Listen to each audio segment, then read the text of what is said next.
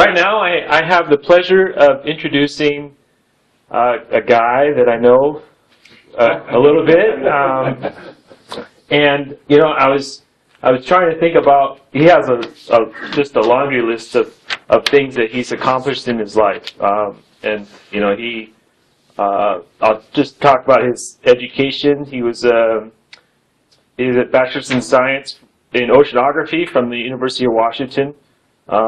He had continuing education credits in mathematics and physics, civil engineering, master's degree at the University of Washington. He has education credits for PhD in civil engineering, solar power design, LEED certification. He has an honorary doctorate from Kazakh Economic University, so that's that's awesome. He's had lots of different experiences growing up. I don't want to take any of those stories away because they're better said from him. But you know, the things that come to mind about Cliff Moon is that he is a tenacious man. He's had a business for 40-some years where he's had 6 people that have worked with him, or maybe 18 at the most over the last 40 years. But he has successfully continued that business day in, day out, during recessions, out of recessions, no money, with money, all of those things. And I remember when I was in real estate, and I was calling on a guy to buy a condo that 600 square foot condo for $250,000. I thought he needed to have, and I kept on calling him, and he said, I'm not ready to buy your condo, but I will tell you that you're a very tenacious person. And I am reminded that that's probably where I got it from, was from my father, about not giving up regardless of when somebody tells you you can't. So with that, I'd like to welcome Cliff Moon to the... And I'd like to encourage you to not exchange your contact information with Cliff, because he will text you from around the world. So I got a text when Cliff and Burl were at the Eiffel Tower in Paris, and it just said, guess where I am? And I don't know what time in the morning it was, so don't share your contact. That was just to pick on you.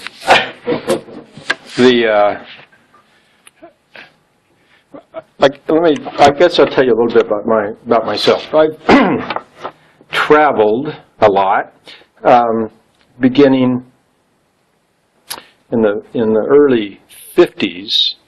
My folks moved us, my sister and I, to Afghanistan. We lived in a town called Garisk, which is about 20 miles from Kandahar. There's an interesting story to that, and that my dad was an engineer, a civil engineer, specialized, I'm going to say specialized in irrigation projects, but he, mostly because he worked on the Columbia Basin project, Cooley Dam and that kind of stuff. And I was in Afghanistan a few years ago at being part of a delegation for a new girls' school. And what we were doing was that we were laying cornerstones for this new school. And the project engineer said, we were talking, and he said, have you ever been to Afghanistan before? I said, oh, yes. I said, I lived here as a youngster. He said, where did you live? I said, I lived in a Garisk, and down by Kandahar. He said, oh, I know where it is. He says, what did your dad do? I said, he was involved in irrigation projects. He says, the best irrigation system is in Kandahar. I thought, wouldn't that kind of neat to hear that story? Well, then we moved from there to Virginia. We were there in Washington, D.C. area for a couple of years, and then we went to Iraq, or Iraq, whatever, however I say Iraq. We initially lived in Baghdad. It was a monarchy. They had a very bloody revolution. Most foreigners left the country then. That was in the 56 or 57, something like that. We didn't. We moved up to, we decided we'd go up to Soleimania. That's where the Kurds are. And we lived in a compound, or stayed in a compound that looked like it was a fortress. It was, 18-foot high walls and places on the corner, and they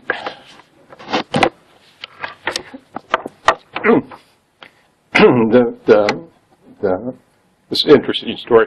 The men, that we had a meeting the first night that we got there, and the men said, if we are attacked tonight, don't let them take your mother and sister alive. So that's that kind of experience. We didn't stay in Solomania, and we went to Mosul.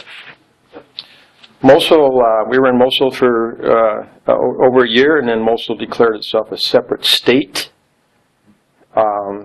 Big revolution. We at that time I had electronics was a hobby, and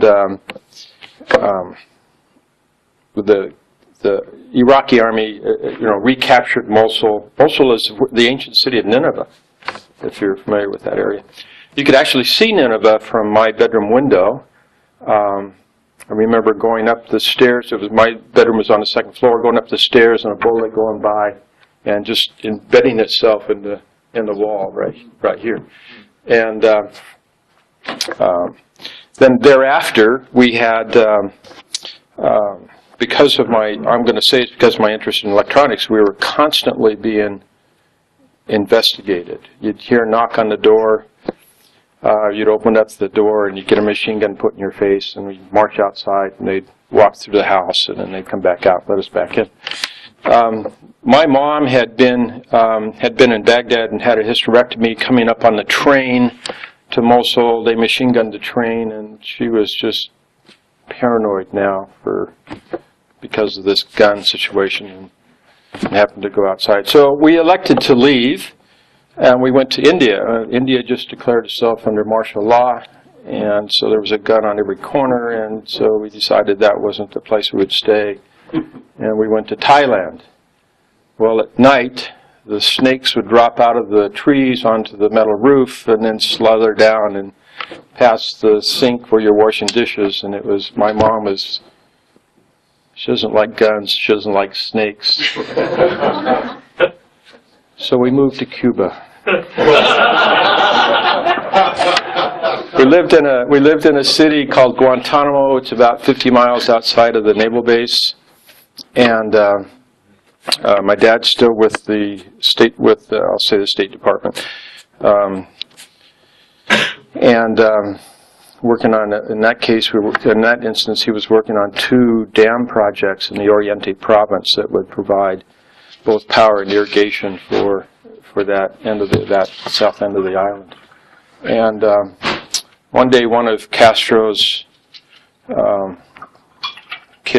people, they had the jeeps. This is like you used to see on TV. They had jeeps with machine guns mounted on the jeeps. They drove. We were in a 4-plex. They drove around the 4-plex, just peppering the roof with the machine gun. And my mom was upset again. So we moved on to the naval base, and that's where I finished high school. And so I have this experience of living in other countries, and the Lord's really given me an ability to pick up languages quite quickly. So. When I was in Afghanistan, I spoke Farsi. When we were in Iraq, I spoke Pashto and Arabic.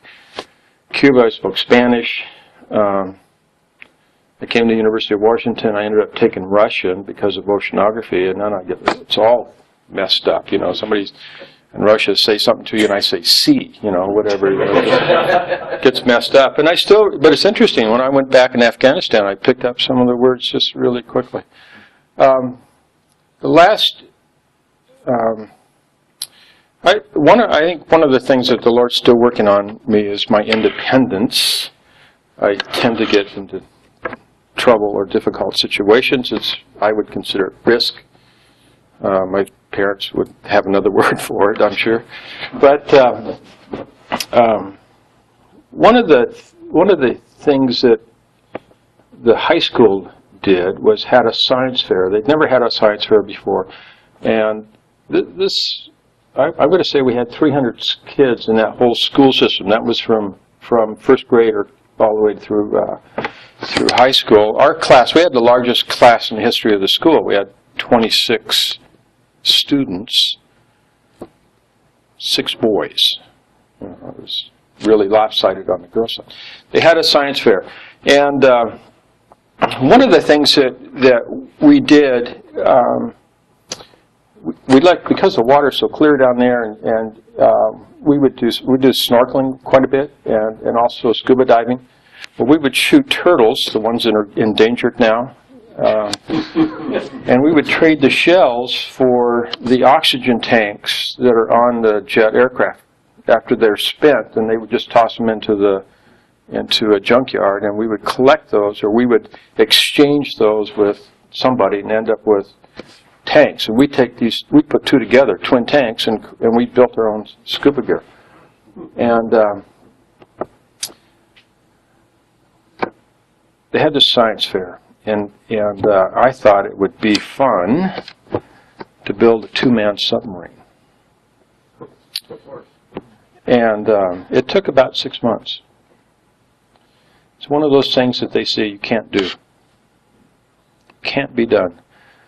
When they say it can't be done, I take that as them saying you can't do it. And I say that's not true. In the construction industry, it used to be that you could go through the yellow pages and you could pick out contractors, and they were known for their specialty. We cross those traits because we're willing to take on anything. I was telling the table back here, we've in the last few years we've looked at bridges. We've done remodels of sewage treatment plants. We do tenant improvements, office build out, that kind of stuff.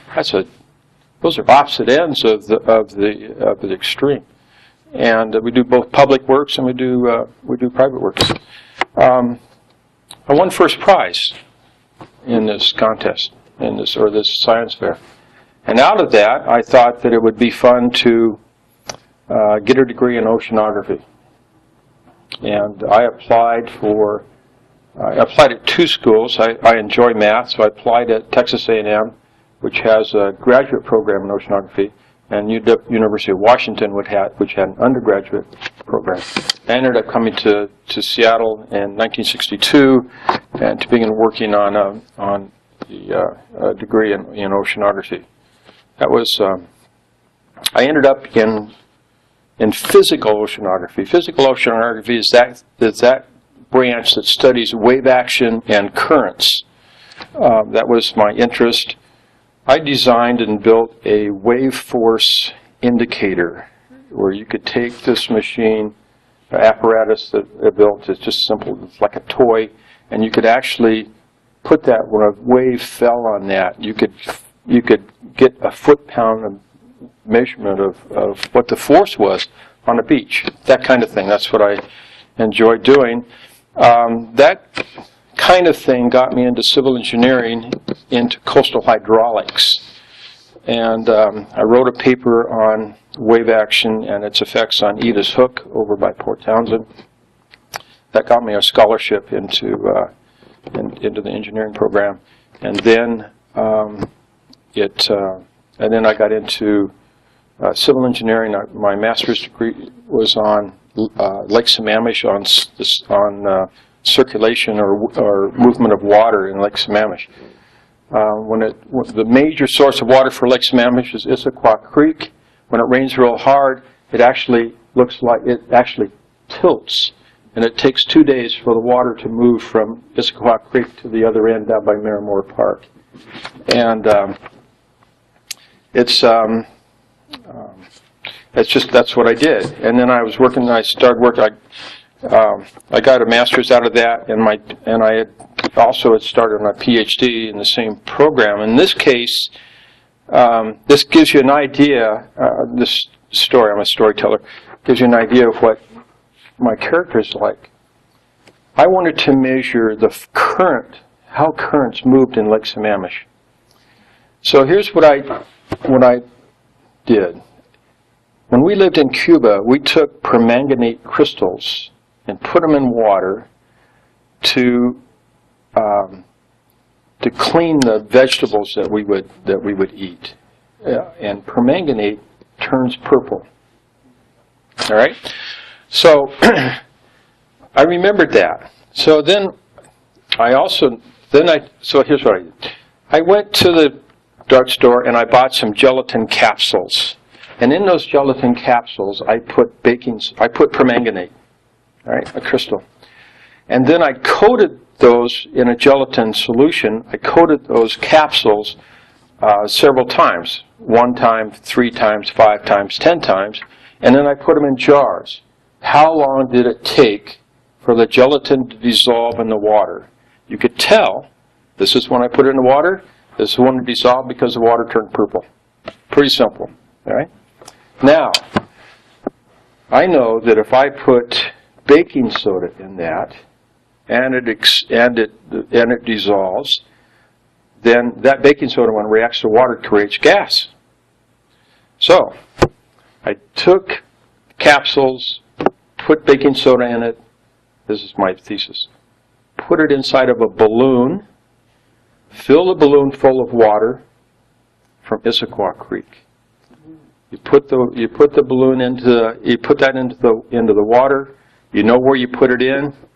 You know that 5-10 days later that it should pop up to the surface, and you're on site with a transit, and you triangulate where these balloons pop up, and that gives you a flow of how current moves through Lake Sammamish, because you have dead pockets in Lake Sammamish in which you get algae blooms, and this would give you an indication of how that works. That was my PhD thesis. I didn't do it, but that was the plan. So instead, we were expecting our first child, and my scholarship with the master's degree was expiring. The new one wasn't going to start up until May. Here we are, or until June. Here we are, April. How am I going to live in between? And I accepted a job. I accepted a job. I ended up working for a company called Seattle Marine Laboratories, and as an oceanographer, consulting oceanographer. That's what I was called. It turns out that one of the things that we did at Seattle Marine Labs was that we measured nitrogen in water as it fell over dams. When the water goes over the spillway, it entraps nitrogen, because the atmosphere is more nitrogen than anything else. Traps it in the water for a distance of 7 miles before it comes out of solution, and we test for that. I designed a piece of equipment that would test that nitrogen. It was a fun thing we did. I ended up leaving that firm and going to work for John Graham Company, which was an architectural engineering company. They're the ones that, Graham was behind all of, he was, the shopping centers and the Space Needle and all that kind of stuff.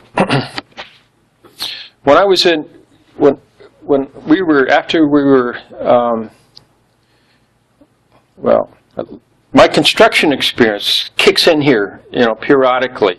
When we were engaged, I worked on a plant. Well, I worked on a desalination plant down in Cuba when the Castro shut the water supply off to the naval base. That has lots of stories there, but that gave me a little bit of construction experience. And then I worked on the American Cyanide plant down in New Orleans, where I was on the bolting gang for steel. So you're up here, you're up your 3-4 stories up in the air. You're the guy that's walking along that steel I-beams that are putting bolts in at the corner pieces, and I can do it. No, why not? So I began to do remodeling projects for friends on weekends, and then I got requests for people that I didn't know, and I thought, gee, I should get a license. I should get a contractor's license. That was in 1972, January of 72, and we're still in existence today, 42 years later. I think there's a uniqueness about Moon Construction. When it was a proprietorship in '72, I incorporated in '75, because at that time I was still with John Graham, and I was traveling pretty frequently. Mostly I was working with oil companies on their environmental wastewater treatment type stuff. And I incorporated because the guys that were working for me, I thought I needed some liability protection, because they would spend money and would count for it after they spent it type thing. So I incorporated, and then in '76 I started working full time for Moon Construction Company. I'm going to run out of time, aren't I? How are we doing? About 15 minutes. Okay, all right. I got a couple of stories I want to tell you, but one of the things that I wanted to set up was profit sharing, because Moon Construction was a profitable business. It's cyclic. Some years it's non-profit, other years it's profitable. But the thing that occurred to me after doing that for a couple of years, it would be very easy for me to manipulate that profit. At the end of the fiscal year, I could drive up expenses, lower the profit, nobody gets anything, or very little, and to show for it. And I felt I didn't like that. So what I did two things. One is that I set up a SEP IRA so that every pay period an employee gets 3% of his gross that gets stuck into a SEP IRA under his control or their control. All we do is just give it, and they handle it. We have no control over it. That means that as long as you're working and getting a paycheck, you're getting a part of the profit right away, right off the top. The second thing I did was that I said, after you work for Moon Construction for 5 years, or about 10,000 hours, I give you 1% of my ownership. So we've had a dozen owners. There are 9 current owners, 5 of them are active, and we have some that are coming up the ladder. Jeff was one of those. And in fact, Jeff's goal is to take over the company, and he has, greater visions, and that's encouraging. What it did when I did that, I bet we've had 100 people go through our company. Some of them stuck for a period of time. Others have gone on. You can look back and see that the company has been encouraging to some of those people. Some are architects, some are missionaries, some are plant managers. All of that, they got their start at Moon Construction, and that's a real plus for them to be able to do that. So I think that makes that uniqueness of ownership, by me giving my ownership to these guys, has caused them to stay with us. Currently, we've got, except for Jeff, most of the guys have been with me for more than 25 years. The other ones have retired. We have one that's been there with 36. That's my right hand. I'm the sail. He's the anchor. I spend money. He drags, and the conservative side. That's Dave Olmsted, and he's been with me now about 36 years. And then next down from the ladder is Wally, probably 30 years, 33, and then it goes down from there, down to to about 25. What it has done is it gives us a real stable workforce. We cross trades. We subcontract out electrical and mechanical systems, mechanical being plumbing, HVAC, and sprinklers. I was a licensed electrician, but in order to keep that license, you got to go to school all the time, and it's just easier to subcontract that out. So I'm not afraid to do electrical work, that type of stuff. I'm not afraid to do anything, actually, I guess. that's our company. 42 years now. I would say that our goal, our company goal, is to help our clients achieve their goals. And so out of that, we're doing almost all of our stuff is commercial work. We've done some residential. We started out in residential. We started out in custom homes. We had write-ups in Sunset Magazine. We had some of our houses were the AIA House of the Year, that kind of stuff. They were unique houses. That's what we do. We do the unique stuff, the stuff that nobody else wants to do. But but we strive to help our clients achieve their goals, and whatever that might be. And we've been pretty successful at that, and it's been real encouraging. And the other thing about our ability is that because we're such a team, every individual in that team can run a project by themselves. So we can expand and everybody could run a job, or we can collapse down and everybody work on a single job, or some combination of that. So personally, I think my gifting is in hospitality, along with my wife. She's, I have to. She's just a real encourager. So hospitality, encouragement, and compassion. I think those would be characteristics, personal characteristics of me. Business characteristics. I tend to be an opportunist. I'm a risk taker. No. Yeah. And that tends to put me in the entrepreneur group type thing.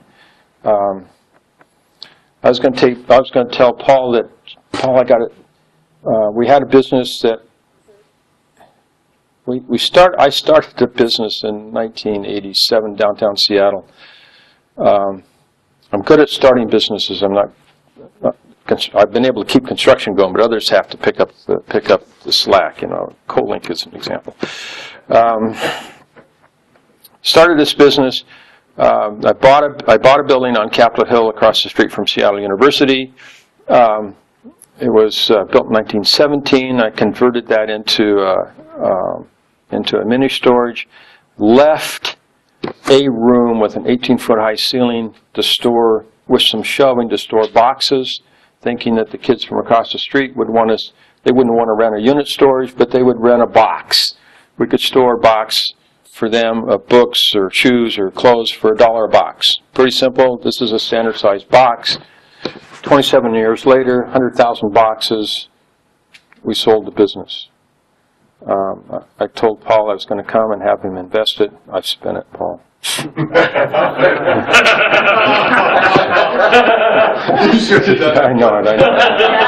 know it. Jason, I need to come to you. I got it. I'm out of money.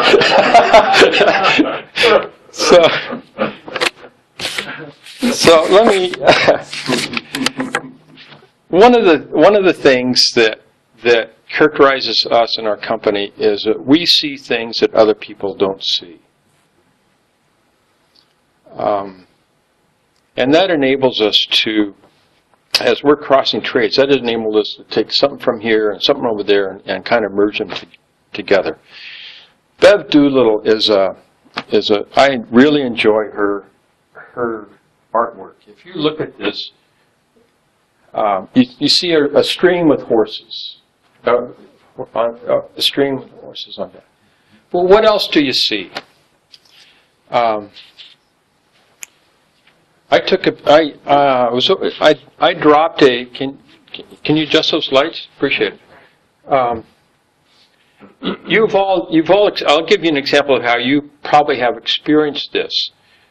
I dropped a screw on concrete the other day, and you're looking for that screw. You're looking for something that in the field of concrete that it just doesn't. It doesn't stand out. Anyway, here's what you see. Bev is good at making faces. You see these faces? That's so. I encourage when I'm teaching with John in India or Kazakhstan or whatever, or or these other countries. That's what I'm trying to do. Hey, kids, look, be on the look, see what you can see that nobody else is seeing. So I'll give you an example. This is a tub of sawdust. I went down to Nicaragua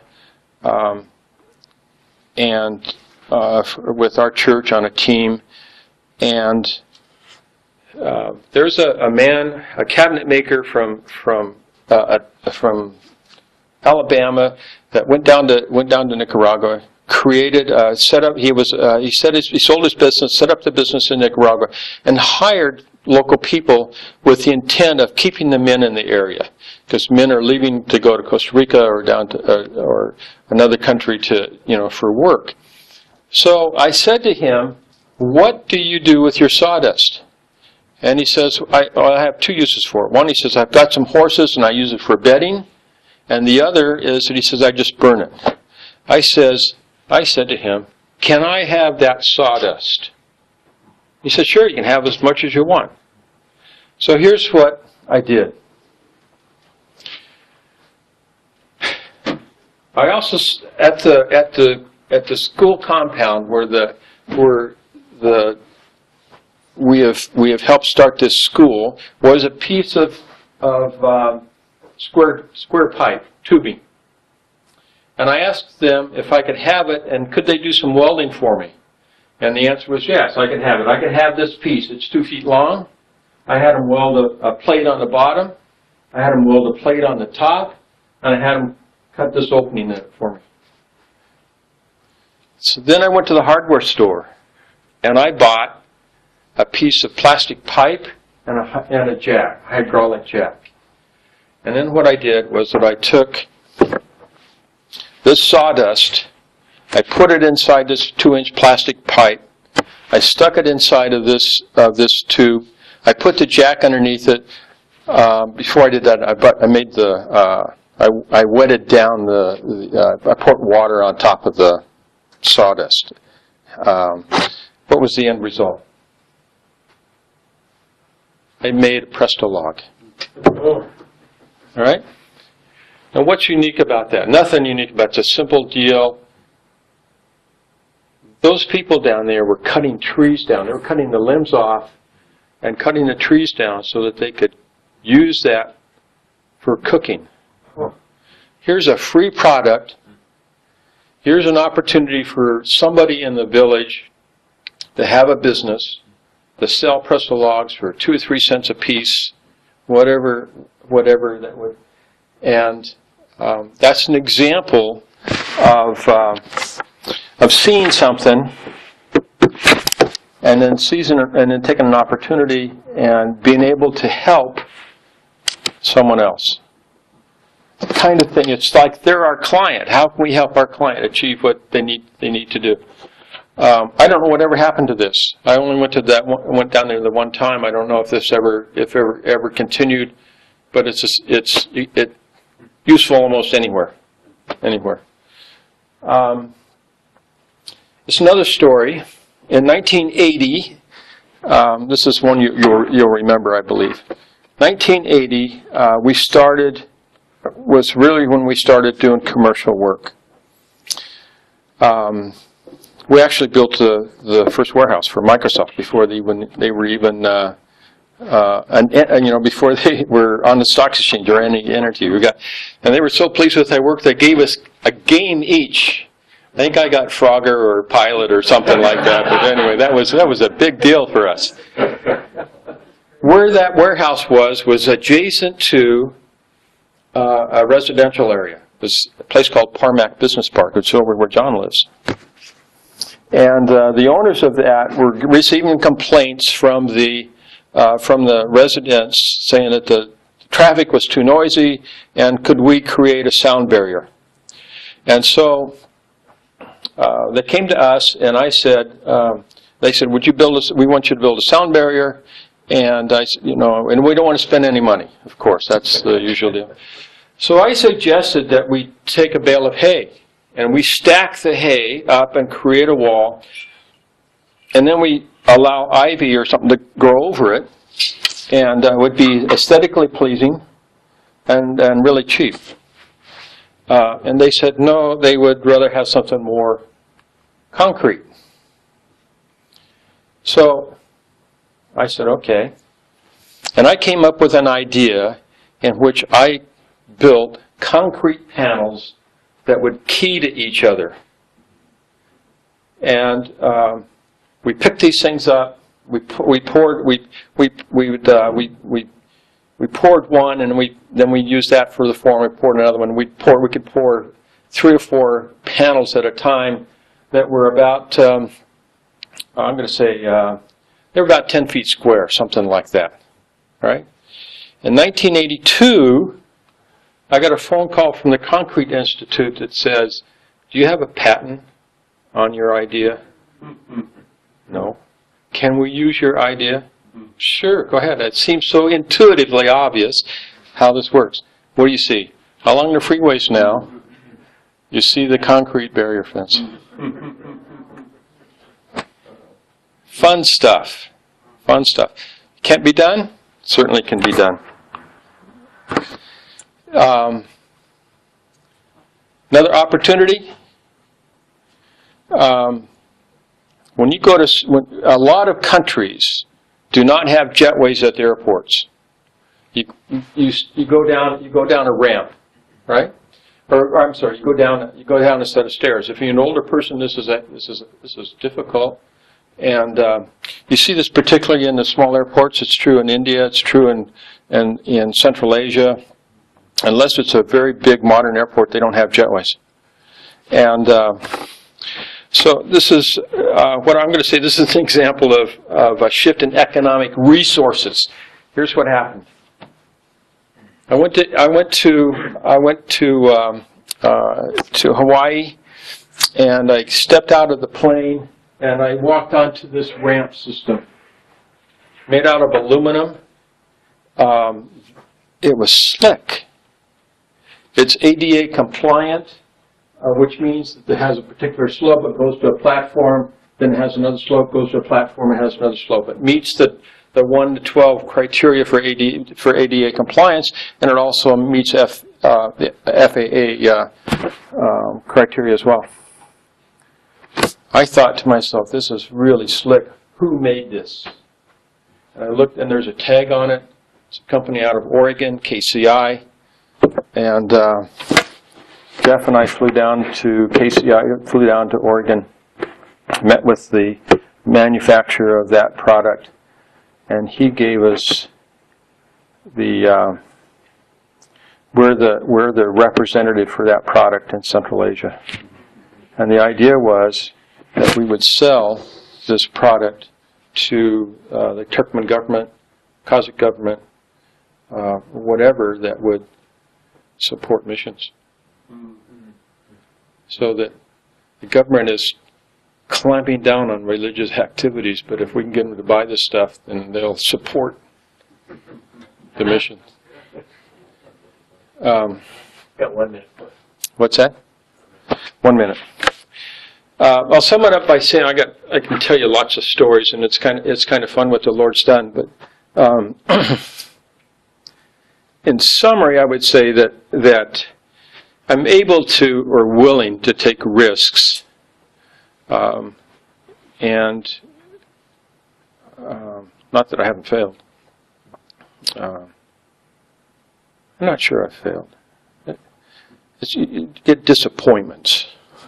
I think it doesn't make through, because the Lord said, "I will never leave you."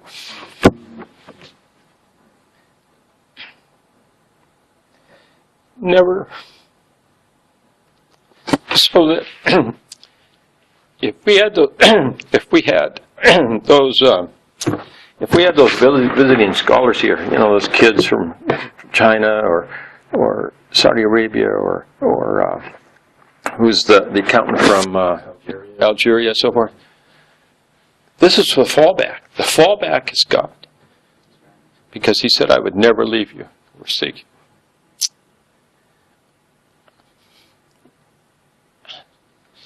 The other thing is that I have to never forget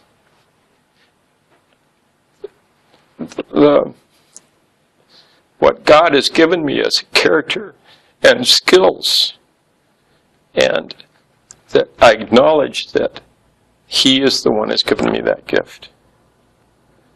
And I can use it for, I don't use, I own a dozen companies. I don't use it for wealth or anything. It's the example. How can I use this to help somebody else? How can I use the Presto logs to help somebody else?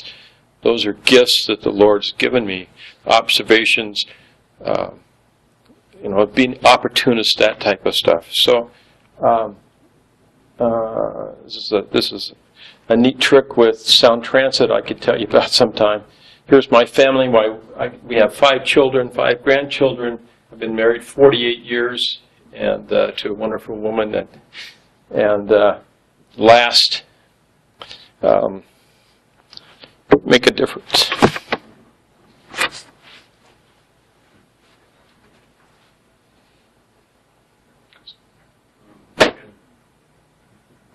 One drop. So, make a difference. One drop. One person. Amen.